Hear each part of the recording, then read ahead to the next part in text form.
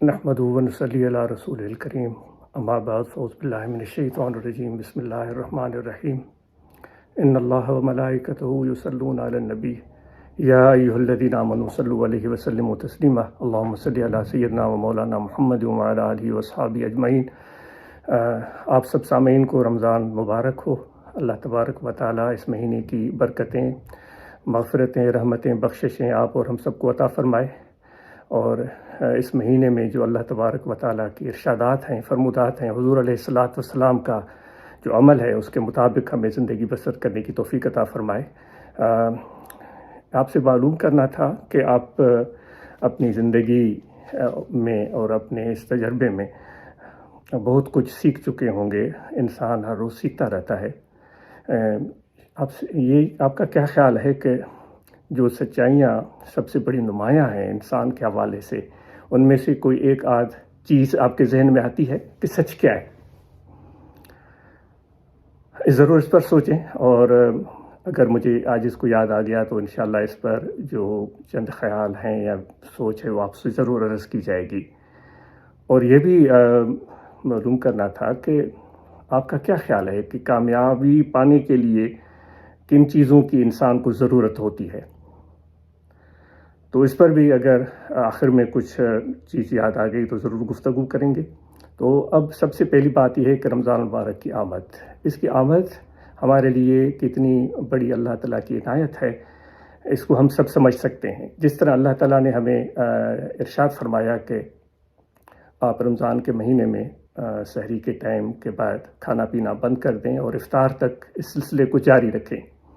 تو پیارے دوستو، ہم اور آپ ماشاءاللہ اس بابرکت نعمتوں سے محظوظ ہوتے ہوں گے کہ سحری کے ٹائم بیدار ہونا اور پھر جو بھی ایک لوازمات ہیں ان کو پورا کرنا اور کھانا تناول فرمانا، اور اس کے بعد پھر ہم اپنے کھانے پینے کے سلسلے کو بند کر دیتے ہیں اور یہ سلسلہ افطار تک جاری رہتا ہے۔ تو اس معاملے میں ہم اور آپ کو کیا پیغام ملتا ہے؟ جب ہمارا جسم چاہتا ہے کچھ چیز کی طلب کرتا ہے، پانی کی طلب کرتا ہے، کھانے کی طلب کرتا ہے، لیکن ہم اپنے آپ کو روکتے ہیں، کیونکہ اللہ تعالیٰ کا فرمان ہے، حضور علیہ الصلاۃ والسلام کا ارشاد ہے۔ جب یہ چیزوں کا سلسلہ منقطع ہو گیا تو اب ہمیں کرنا کیا چاہیے؟ اللہ تعالیٰ نے یہ ارشاد فرمایا ہے کہ اس لیے یہ رمضان ہے کہ تاکہ تمہیں تقویٰ حاصل ہو۔ تو دوستو، یہ تقویٰ کا جو تعلق ہے وہ انسان کے جسم سے بڑھ کر اس کے روح اور قلب کے ساتھ ہے۔ تو ہمارے روح اور قلب کو تقویٰ چاہیے بحیثیت ایک مسلمان اور حضور علیہ الصلاۃ والسلام کے امتی، کہ ہمارے جسم اور روح کو، ہمارے زیادہ روح کو اور قلب کو اور جسم کو بھی اس تقویٰ کی ضرورت ہے۔ تو یہ تقویٰ یہ روح کی اور قلب کی ایک خوراک ہے، اور یہ چیز انسان کے ہر عمل میں اس کی جھلک نظر آنی چاہیے۔ تقویٰ کسی ایک متعین چیز کے ساتھ وابستہ ہم نہیں کر سکتے کہ ہم صرف اس کو عبادت کے ساتھ وابستہ کر دیں، یا تقویٰ کو ہم صرف کسی مقدس مقام پر حاضری کے ساتھ وابستہ کر دیں، یا تقویٰ کو ہم کسی خیرات صدقات کے ساتھ وابستہ کر دیں۔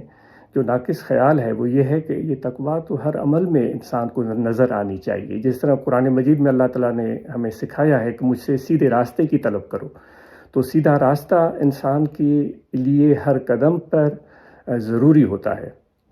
سیدھا راستہ کسی ایک متعین چیز کے ساتھ وابستہ نہیں ہے کہ ہم صرف کہیں کہ پلسرات کے ساتھ وابستہ ہے، یا ہم یہ صرف یہ کہیں کہ نماز کے ساتھ وابستہ ہے یا روزے کے ساتھ وابستہ ہے۔ یہ زندگی کے ہر مرحلے کے ساتھ مستقیم کا مطلب یہ ہے کہ نہ آدمی افراط میں نہ جائے، نہ آدمی تفریط میں جائے، نہ دائیں بہت زیادہ دور چلا جائے، نہ بائیں، یعنی راستے کی بات ہو رہی ہے نہ راستے پر بائیں دور تک چلا جائے۔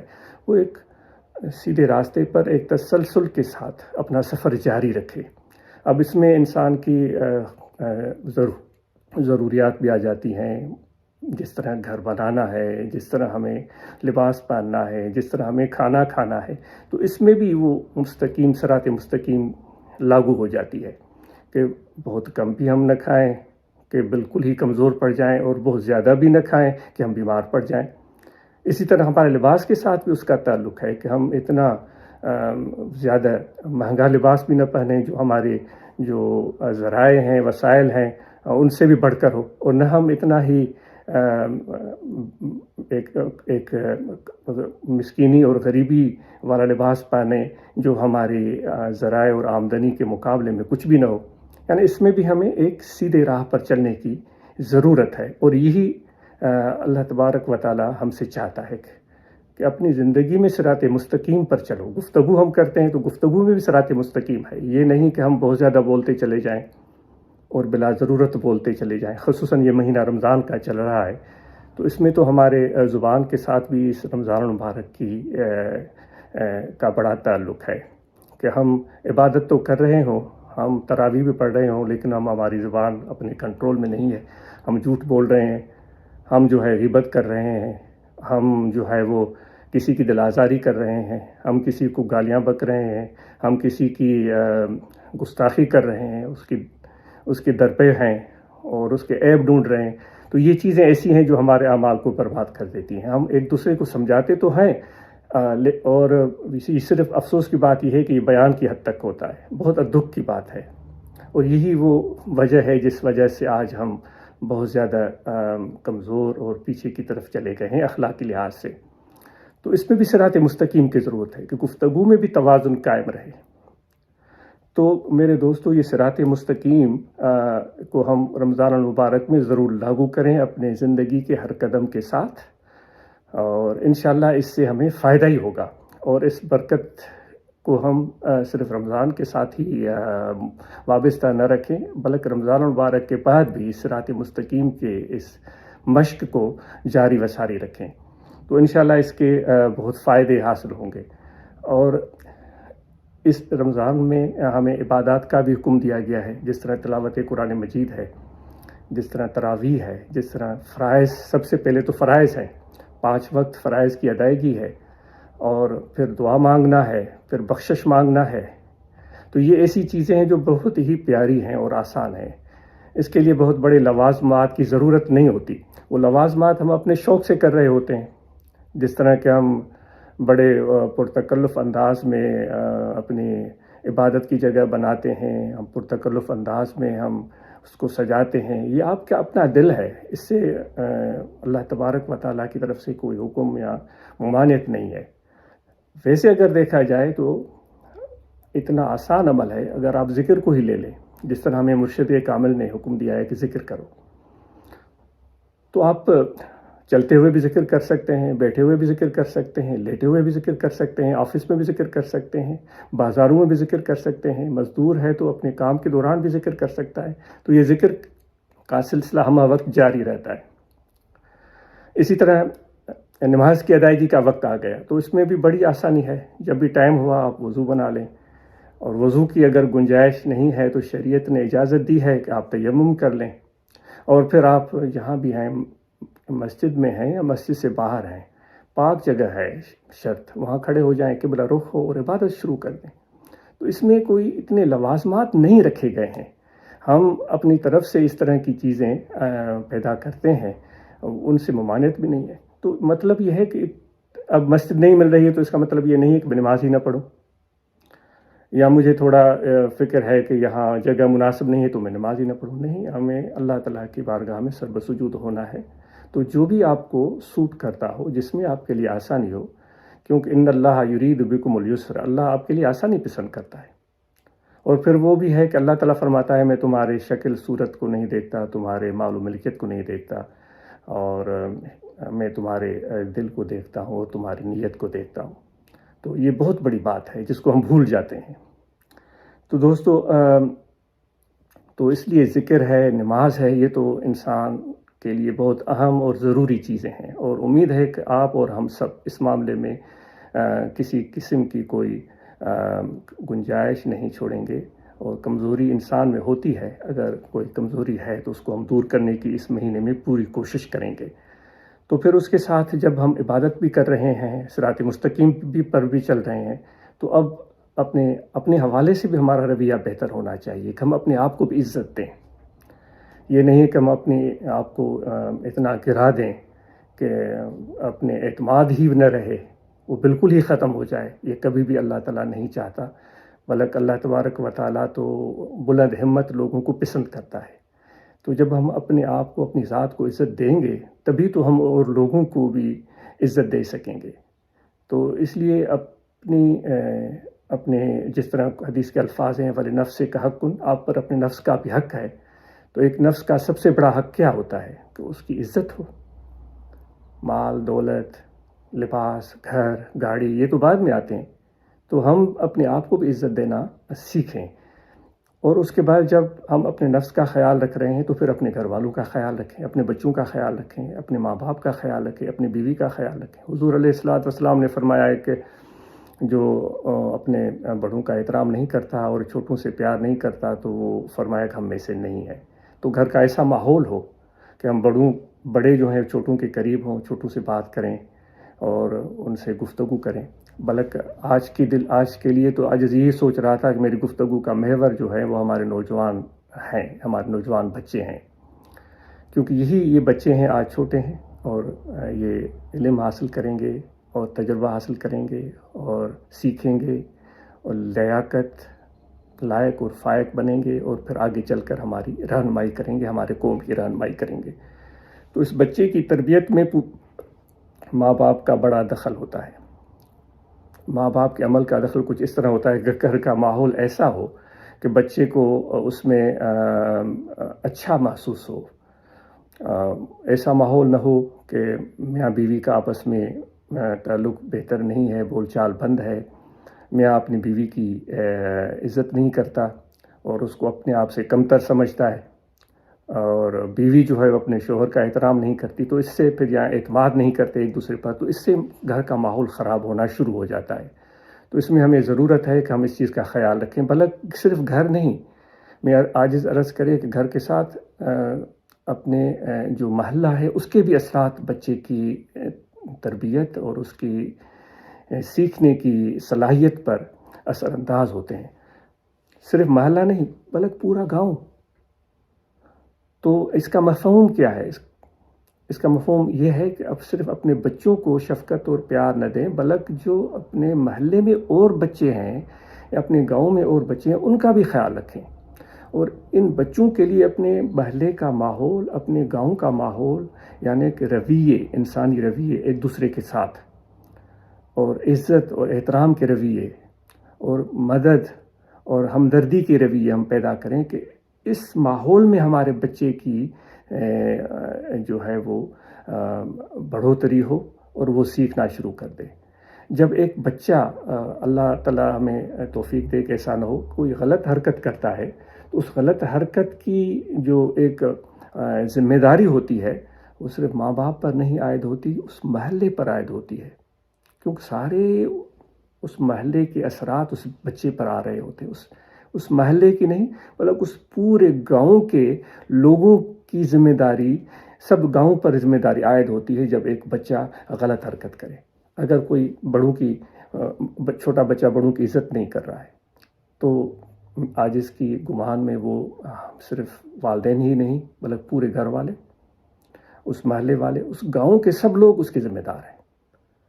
تو ہم اور آپ کو اپنے بچوں کی تربیت اور تعلیم کی طرف توجہ دینا ہے، صرف اپنے نہیں بلکہ اپنے محلے، اپنے گاؤں کے بچوں کی تربیت کی طرف توجہ دینا ہے۔ اس کا مطلب نہیں ہے کہ ہم ناصح بن جائیں، جہاں بھی بچہ ملے اس کو کان سے پکڑ کر جو ہے وہ کھینچا تانی شروع کر دیں یا اس کو ہم لیکچر پلانا شروع کر دیں، نہیں، یہ ناقص خیال ہے عاجز کا۔ اور میں عرض کرنا بھول گیا کہ جو گفتگو آپ سے ہو رہی ہے وہ ایک دوستانہ گفتگو ہے، اور اس میں ضروری باتیں بھی ہوں گی اور غیر ضروری باتیں بھی ہوں گی۔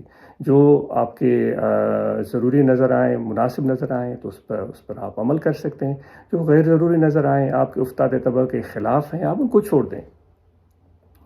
تو اس پورے محلے اور پورے گاؤں کی ذمہ داری بنتی ہے۔ تو بچوں کو صرف لیکچر پلانا نہیں ہے کہ ہم ان کو لیکچر دیں، نصیحت پہ نصیحت کہ یہ کرو وہ نہ کرو، نہیں، ایک ایسا ماحول ہم بنائیں جس کو دیکھ کر وہ بچہ سیکھے۔ وہ بچے کو اپنی ملکیت ہم نہ سمجھیں کہ وہ بیٹا ہے تو بس میری مرضی ہے، میں اس کو یہ کراؤں گا، اس کو وہ کراؤں گا، اس کو یہ پڑھاؤں گا، اس کو وہ پڑھاؤں گا۔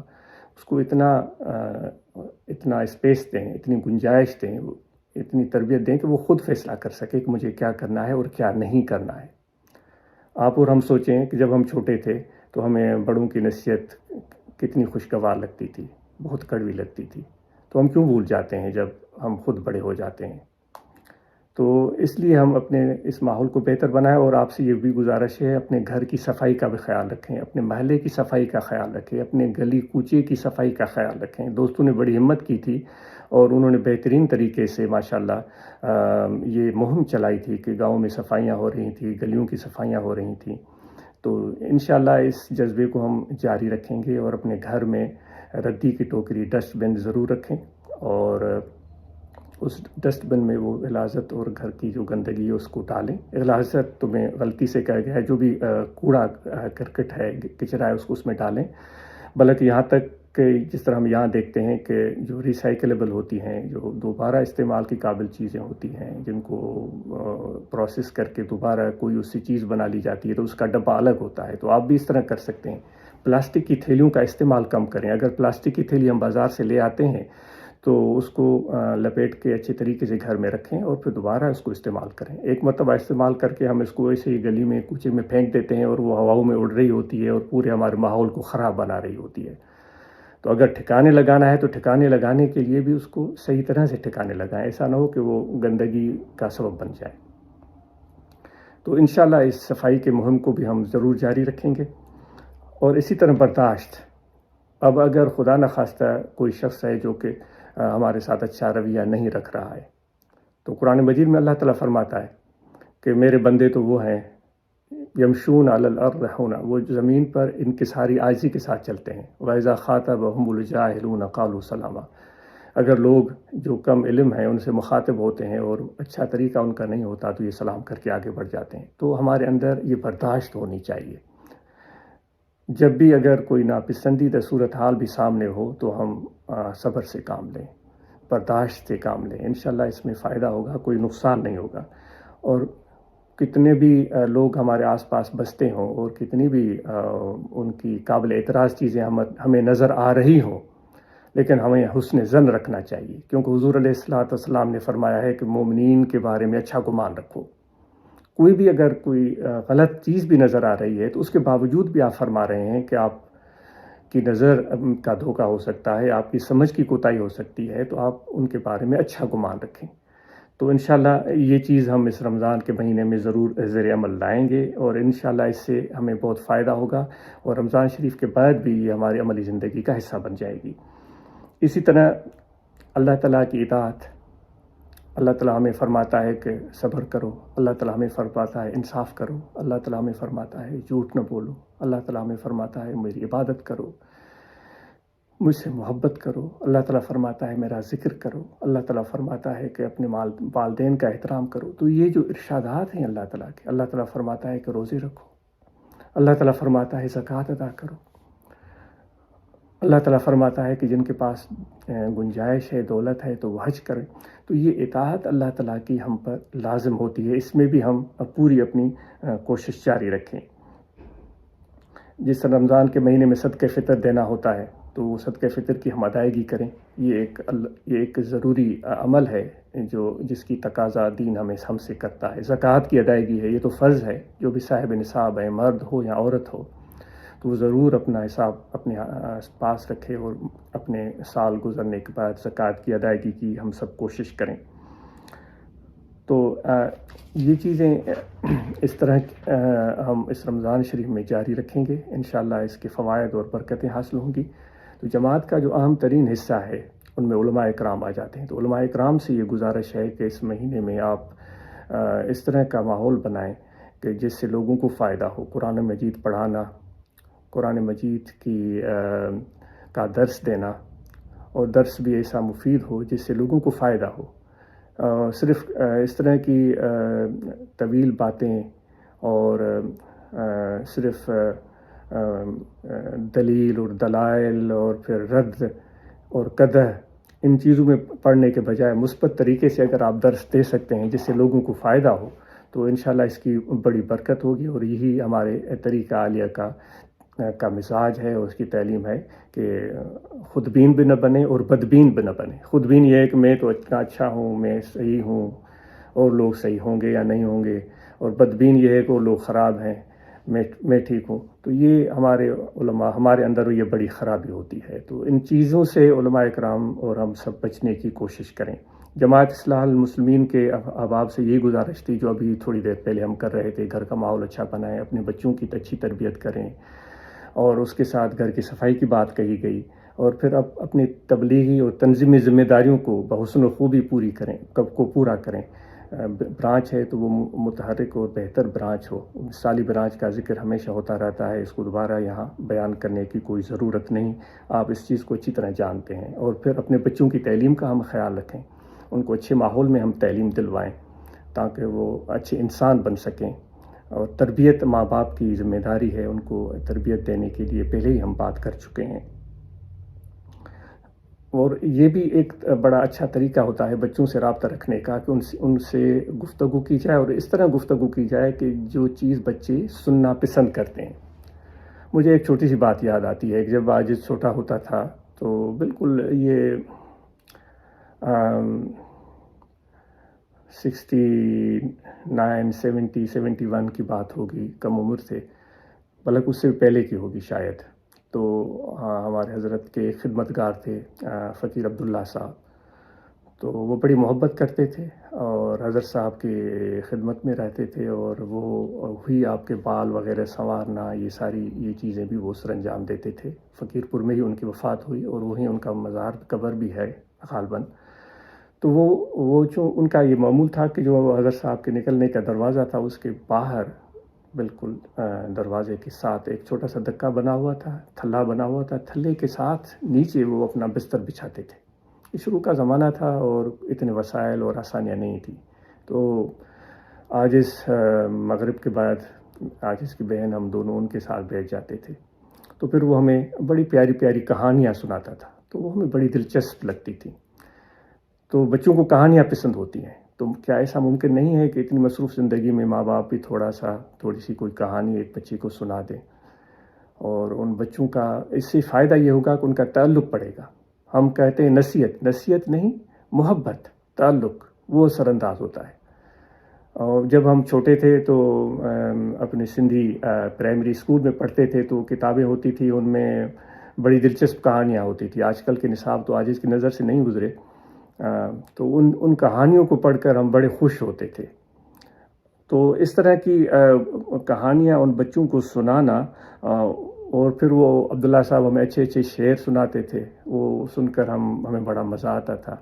پھر وہ ہمیں اپنے کندھے پر بٹھا کر وہ اونٹ کی طرح اپنے آپ کو بتاتے تھے، پھر ہم اس کے کندھے پر بیٹھتے تھے، پھر وہ دور تک لے جاتے اور گھما کے پھر آ کر ہمیں چھوڑتے تھے. یعنی ان کی یہ ایک ایسا رویہ ہے جس کو میں آج تک عاجز یاد رکھتا ہے. تو بچوں کے ساتھ تعلق بنانے کے لیے کچھ اس طرح کی چیزیں چاہیے ہوتی ہیں. جس طرح ایک ہمارے استاد تھے تو وہ ہمیں یہ بات سناتے تھے کہ وہ بچپن میں بالکل کم عمری میں سنی ہوئی ہے، میں نے عاجز نے کسی کتاب میں بھی شاید نہیں پڑھی. تو وہ سناتے تھے کہ حضور علیہ الصلوۃ والسلام نے کسی کے ساتھ ملاقات کی تو اس شخص کے ساتھ گفتگو ہوئی، اور اس نے کچھ لین دین، آپ کا ان کے ساتھ کوئی لین دین تھا یا کوئی اور بات تھی، مجھے اچھی طرح واقعہ یاد نہیں ہے. تو اس شخص نے آپ کو کہا کہ آپ تھوڑا انتظار کریں، میں آتا ہوں. تو وہ شخص چلا گیا اور وہ بھول گیا کہ میں نے حضور علیہ الصلوۃ والسلام کے ساتھ وعدہ کیا ہوا ہے اور مجھے ان کے پاس جانا ہے. تو وہ کافی ٹائم اپنے دیگر مصروفیات میں لگا رہا، بہت ٹائم گزر گیا. وہ اتنی دیر گھومنے پھرنے کے بعد پھر اس کو یاد آیا کہ میں نے وعدہ کیا ہے حضور علیہ الصلوۃ والسلام کے ساتھ، مجھے تو ان کے پاس جانا چاہیے. جب وہ گیا تو وہ حیران رہ گیا کہ اتنی لمبے ٹائم کے لیے آپ اسی جگہ کھڑے تھے. وہ بڑا شرمندہ ہوا اور اس نے عرض کیا کہ میں تو بھول گیا تھا، آپ چلے جاتے، آپ یہیں پر کھڑے رہے. تو آپ صلی اللہ علیہ وآلہ وسلم نے فرمایا کہ نہیں، ہم نے آپ کے ساتھ اقرار کیا تھا، عہد کیا تھا کہ انتظار کریں، کہ تو ہمیں تو انتظار کرنا تھا. کوئی ناگواری کے اثرات بھی آپ نے اظہار نہیں فرمائے. تو اس طرح کے چھوٹے چھوٹے واقعات، چھوٹی چھوٹی کہانیاں، جس سے بچوں کی دلچسپی بڑھے، ان کے عادات پر اثرات پڑیں، ہم تو بچپن میں اپنے لوک ادب کو پڑھتے تھے، فوک اسٹوریز کو پڑھتے تھے. مجھے تو آج اس کو بڑا اس سے وہ افسانے ہوتے تھے لیکن بڑا اس سے سکون ملتا تھا اور اچھا محسوس ہوتا تھا، اور ان سے تخیل میں بلندی پیدا ہوئی، اور آج تک جو ہے وہ چیزیں میں آج ذہن میں محسوس کرتا ہے. تو اس طرح اچھی اچھی کہانیاں بچوں کو اگر ہم خود سنائیں، یا ان کی والدہ سنائیں، یا والد سنائیں، یا دادی نانی کوئی بھی سنا سکتی ہے، تو ان بچوں کی محبت میں، تعلق میں اضافہ ہوتا ہے، اور یہ بڑی اثر انداز ہونے والی چیز ہے. نوجوانوں سے گزارش ہے، جو ہمارے جماعت کے نوجوان ہیں، وہ اپنی تنظیمی اور تبلیغی کام سے بڑھ کر اپنے تعلیم کو اہمیت دیں. تو اپنے تعلیم کے سلسلے کو آپ جاری و ساری رکھیں، اور کوشش کریں کہ آپ اپنے تعلیم میں آگے بڑھیں، اور اس کے ساتھ اگر ممکن ہو کوئی ہنر بھی سیکھیں، اور اس سے بڑا فائدہ ہوگا اور آپ کی آگے زندگی آسان ہو جائے گی. یہاں ہم دیکھتے ہیں کہ اکثر لوگ جتنے بھی ہیں وہ اپنا کام خود سر انجام دیتے ہیں. وہ کارپینٹری بھی خود کر لیتے ہیں، اور وہ الیکٹریشین بھی خود بنے ہوئے ہوتے ہیں، اور پلمبنگ بھی خود کر رہے ہوتے ہیں، چھوٹے موٹے کام. تو اس طرح کے ہنر سیکھنا ابتدائی زندگی میں بڑی کارآمد چیز ہے. تو انشاءاللہ اس طرف بھی آپ اور ہم سب توجہ دیں گے. اب آخر میں وہی بات ہے کہ ذکر کی بات آپ کو عرض کی گئی تھی، ہم ذکر کریں اور مراقبہ کا اہتمام کریں، اور جتنے بھی احباب ہیں اس مہینے میں شجر عالیہ کو یاد کرنے کی کوشش کریں، وہ شجر عالیہ ان کو یاد ہو جائے. اور اسی طرح ہم اپنے بچوں کو بھی یہ شجر عالیہ یاد کروانے کی دعوت دے سکتے ہیں اگر ممکن ہو، اور ان بچوں کو بسم اللہ الرحمن الرحیم پڑھ کر کھانا شروع کرنا، اور اس سے پہلے ہاتھ دھونا، یہ پیار سے اور شفقت سے، اور ہمیں دیکھ کر وہ سیکھیں گے. اور اسی طرح مسجد میں داخل ہونے کے لیے طریقہ کیا ہے، مسجد سے باہر آنے کا طریقہ کیا ہے، دعائیں مسنون، اور پھر اس دعا کا مفہوم بھی ان کو بتائیں. اگر ان کو دعا یاد نہیں ہو رہی ہے تو وہ معنی اور مفہوم ہی ذہن میں ہوگا، تو وہ برکت حضور علیہ الصلوۃ والسلام کی دعا کی وہ ہمیں ضرور ملے گی. تو آج نے عرض کیا تھا کہ آپ کے ذہن میں، آپ کی سوچ میں دنیا کی عام ترین سچائی کوئی ایک ذہن میں آتی ہو تو ضرور بتائیں. تو آپ نے سوچا ہوگا. تو دوستو، ہو سکتا ہے آج غلط ہو اور کم علم بھی ہے، اتنی معلومات بھی میرے پاس نہیں ہے. تو آج اس کے خیال میں نمایاں ترین سچائیوں میں سے ایک سچائی یہ ہے کہ ہمیں ہمارے پیٹ کو کھانے کی ضرورت ہوتی ہے، یعنی بھوک. تو اس بھوک کی وجہ سے ہم کیا کچھ نہیں کرتے اس بھوک کو مٹانے کے لیے، اور ہم محنت کرتے ہیں، مزدوری کرتے ہیں، کاروبار کرتے ہیں تاکہ ہمارا پیٹ بھر جائے. تو دوستو، اور پھر ہم کبھی جائز کبھی ناجائز طریقے بھی استعمال کر رہے ہوتے ہیں. تو دوستو، یہ آپ کو پتہ ہوگا کہ حضرت امیر عمر فاروق رضی اللہ تعالیٰ عنہ نے اپنے زمانے میں ایک موقع پر کسی چور کو سزا دینے سے روک دیا تھا، کیونکہ اس وقت کچھ ایسا عالم تھا کہ ضروریات زندگی میسر نہیں تھیں.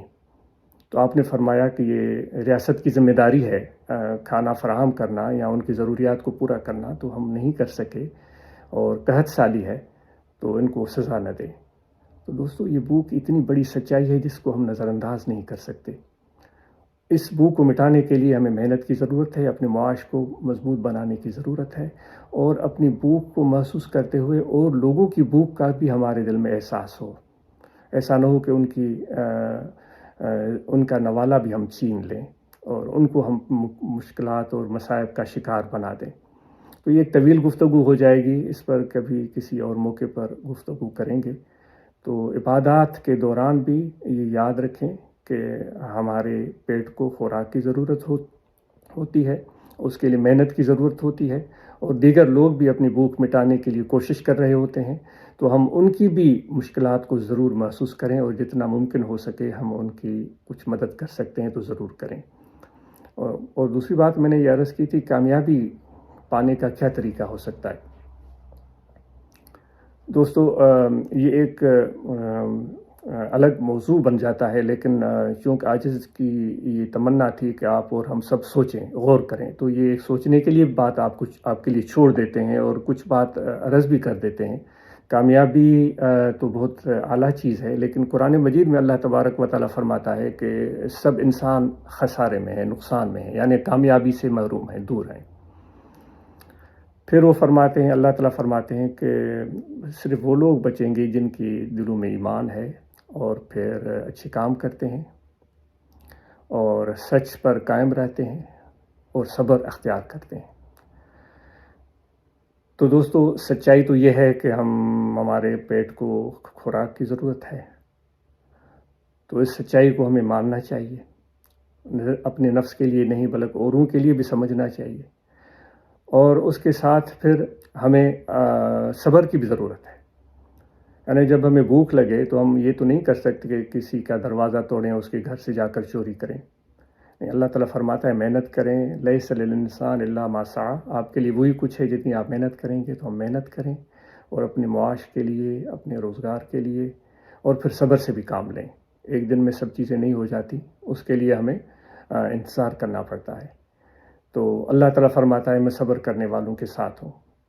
تو دوستو، ہم محنت بھی کریں اور اپنی ضروریات کو پورے کرنے کے لیے، اپنے والدین، بچوں کی ضروریات کو پورے کرنے کے لیے، اور اس سچائی کو محسوس کریں کہ اور بھوک ہمیں بھی لگتی ہے اور لوگوں کو بھوک لگتی ہے، اور ہم پھر مشکلات آتی ہیں زندگی میں، کبھی کامیابی ملتی ہے، محنت بھی کرتے ہیں، کامیابی ملتی ہے، کبھی نہیں ملتی، تو ہم کوشش کریں کہ ہم صبر سے کام لیں اور اللہ تعالیٰ پر بھروسہ کریں اور نماز سے، ذکر سے مدد لیں، اللہ تعالیٰ کو یاد کرتے رہیں، کوشش جاری رکھیں، تو انشاءاللہ تعالیٰ یہ مشکلات بھی آسان ہو جائیں گی۔